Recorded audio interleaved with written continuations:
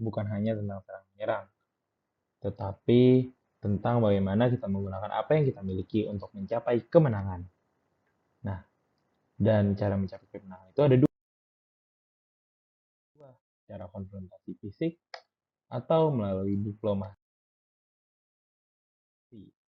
Dan kali ini kita akan membahas tentang diplomasi yang digunakan Indonesia untuk memenangkan perang kemerdekaan. Jadi pada 17 Agustus 1945, Soekarno dan Hatta memproklamirkan kemerdekaan Indonesia. Dan inilah yang mengawali serangkaian kejadian yang akan kita bahas pada hari ini. Jadi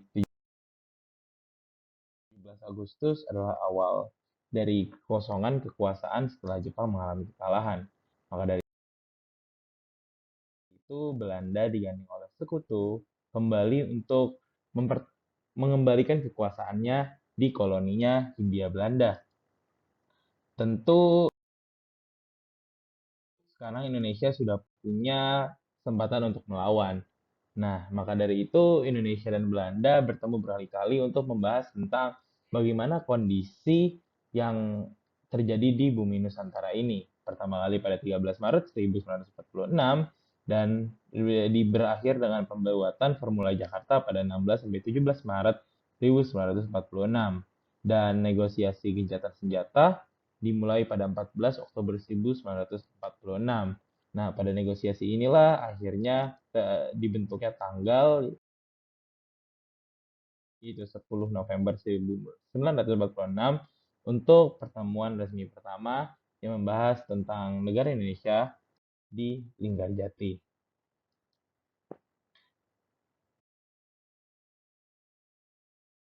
Sesuai namanya, pertemuan ini terjadi pada 10 November 1946 di Linggarjati, Jawa Barat. Nah, di sini serangkaian negosiasi dilakukan oleh berbagai orang. Nah, tokoh-tokoh yang akan kita bahas yaitu dari Blok Indonesia diketuai oleh Stan Syahrir, dari Belanda diketuai oleh Wim Schemerhorn, dan dari Inggris dipimpin oleh Lord Kilian. Mereka bertugas sebagai mentor dan mediator orang ketiga. Nah, pertemuan ini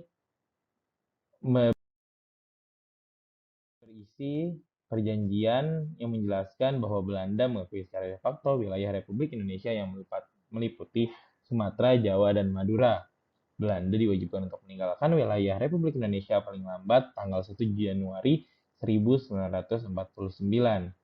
Lalu, Republik Indonesia dan Belanda akan bekerja sama dalam membentuk Republik Indonesia Serikat yang akan dilakukan sebelum tanggal 1 Januari 1949. Nah, Republik Serikat Indonesia dan inilah yang bersama Belanda akan membentuk Uni Indonesia Belanda yang diketuai oleh Ratu Wilhelmina atau Ratu Belanda. Nah, perjanjian ini memiliki banyak dampak pada Indonesia. Ditandatangani pada 25 Maret 1947, dampak positifnya adalah citra Indonesia di mata dunia internasional semakin meningkat dengan pengakuan Belanda atas kemerdekaan Indonesia, mendorong negara-negara lain untuk secara sah mengakui kemerdekaan Republik Indonesia atau secara de jure. Hanya Belanda mengakui Republik Indonesia yang menguasai Jawa, Madura, dan Sumatera. Dengan demikian, Indonesia secara de jure dan de facto menguasai wilayah tersebut. Nah, berakhirnya konflik Belanda dan Indonesia saat itu menjadi dampak positif karena dikhawatirkan konfrontasi antara rakyat Indonesia dengan kekuatan Belanda akan terus berlanjut sehingga akan banyak korban di kalangan masyarakat. Tapi juga ada dampak negatifnya nih. Indonesia hanya memiliki wilayah yang sangat kecil yaitu Pulau Jawa, Sumatera, dan Madura. Selain itu Indonesia harus bergabung dengan Persemakmuran Indo-Belanda atau Indonesia Belanda yang tadi sudah dijelaskan. Nah, dapat memberi Belanda waktu untuk menjadi lebih kuat dan juga menghela nafas sebelum melanjutkan ofensif militer mereka tadi. Nah, gara-gara inilah kesepakatan ini banyak ditentang oleh masyarakat seperti dari Partai Masyumi, Partai Nasional Indonesia, Partai Rakyat Indonesia, dan Partai Rakyat Jong. Nah, apakah perjanjian ini bertahan lama? Sayangnya tidak. Datanglah agresi militer satu oleh Belanda. Nah, 4 bulan setelah perjanjian Linggarjati, Belanda menganggap bahwa pulau-pulau lain di luar wilayah Republik Indonesia dapat menjadi wilayah sendiri jika dikehendaki, sehingga menolak klaim Republik Indonesia atas wilayah Irian Barat atau di Papua ya teman-teman. Baru menurut Belanda, penduduk Irian Barat ingin berdiri sendiri atau lepas dari Republik Indonesia. Nah, perbedaan penafsiran antara Indonesia dan Belanda inilah melahirkan ketegangan baru di antara keduanya sehingga meletuslah agresi militer Belanda pertama pada tanggal 21 Juli 1947. Nah, agresi militer ini akhirnya memberikan awal dari serangkaian kejadian. Agresi militer inilah yang memulai serangkaian kejadian yang akan kita bahas saat ini. Sama dengan tadi sudah dijelaskan, agresi militer Belanda satu dimulai pada 21 Juli 1947 atau dalam istilah Belandanya mereka memanggilnya Operation Product. Nah, agresi militer ini disebut mereka yaitu aksi kepolisian untuk menegakkan peraturan di koloni yang mereka anggap penuh radikalisme. Nah, tetapi pada dunia internasional, Indonesia telah mendapatkan teman-teman dan juga pendukung-pendukung yang melihat perjuangan Republik Indonesia dalam memperjuangkan kemerdekaannya adalah sebuah tindakan mulia. Salah satunya itu adalah India. Nah, India ini melihat perlawanan melawan kolonialisme sehingga menganggap Indonesia adalah sahabatnya dan akhirnya membawa masalah ini ke dunia internasional yaitu PBB. Nah, PBB pun membentuk komite 3 negara yang terdiri dari Amerika, Australia, dan Belgia untuk menengahi urusan Indonesia dan Belanda ini pada 18 September 1947.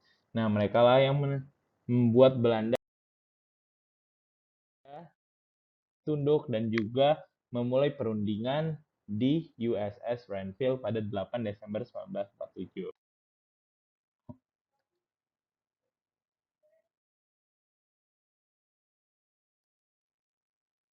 Nah, pertemuan Renville ini disebut Renville karena diambil dari butuhnya sebuah tempat yang netral untuk merundingkan antara Indonesia dan Belanda. Dan akhirnya Amerika memberikan kapal perangnya yaitu USS Renville yang berlabuh pada pelabuhan Tanjung Priok untuk menjadi tempat negosiasinya ya. Nah, ini kapalnya bisa kita lihat bersama. Nah, Komite 3 Negara ini dipimpin oleh pertama dari Amerika ada Frank Porter Graham, dari Australia ada Richard Kirby, dan juga dari Belgia ada Paul van Zeeland.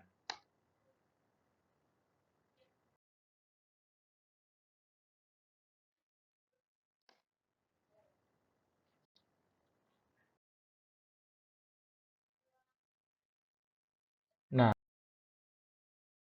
jadi di sini kita punya tokoh-tokohnya dari Republik Indonesia diketuai oleh Amir Syarifuddin, delegasinya, dan juga dari Kerajaan Belanda ada Raden Abdul Qadir Wijoyatmojo. Jadi ini adalah orang Indo yang Belanda yang dipekerjakan oleh Belanda untuk memimpin kepentingan Belanda di sini. Rencananya itu dengan melihat kalau misalnya ada dua lokal yang bernegosiasi, melihat ini tuh bukan masalah internasional tapi cuma masalah domestik.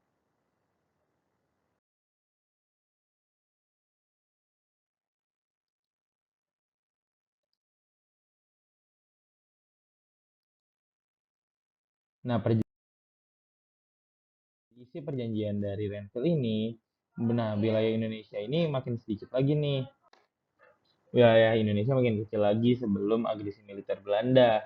Nah, Belanda sekarang hanya mengakui Jawa Tengah, Yogyakarta, dan Sumatera sebagai bagian wilayah Republik Indonesia. Nah, kenapa begini? Karena Belanda membuat garis demarkasi sesuai dari nama gubernurnya yaitu Van Mook memisahkan wilayah Indonesia dan daerah pendudukan Belanda nih. Lalu gara-gara itu TNI-TNI yang ada di wilayah Jawa Barat dan Jawa Timur harus mundur di belakang garis Van Mook. Nah, maka dari itu terkenallah sebutan seperti Siliwangi Long March, yaitu divisi Siliwangi TNI yang harus berjalan dari Jawa Barat ke Yogyakarta dalam rangka perjanjian Enfield ini. Nah, perjanjian-perjanjian ini memiliki dampaknya tersendiri. Ditandatangani pada 17 Januari 1948, ada positifnya yaitu Indonesia mendapat dukungan internasional lagi karena adanya keterlibatan kok negara-negara superpower seperti Amerika Serikat dan gencatan senjatanya akhirnya menurunkan intensitas konflik setelah agresi militer satu dan perjanjian ini membuka jalan diplomasi Indonesia untuk lebih lanjut lagi untuk pengakuan kedaulatannya. Nah, tapi dampak negatif lebih banyak lagi nih. Wilayah Republik Indonesia seperti yang udah dijelaskan tadi udah menyusut drastis. Sampai sekarang hanya Sumatera, Jawa Tengah, Yogyakarta, dan Madura banyak wilayah strategis dan kaya sumber daya sekarang dikuasai oleh Belanda. Nah, seperti tadi, TNI harus mundur dari wilayah yang dikuasai Belanda sehingga melepaskan posisi-posisi gerilyawan yang ada di dalam negeri. Nah, kabinet yang saat itu milik Amir Syarifuddin itu tuh runtuh karena dianggap pro Belanda dan menjual Indonesia sehingga banyak yang menarik dukungannya secara terbuka. Nah, perjanjian ini juga bukan merupakan akhir dari perjuangan Republik Indonesia untuk memperjuangkan kemerdekaannya.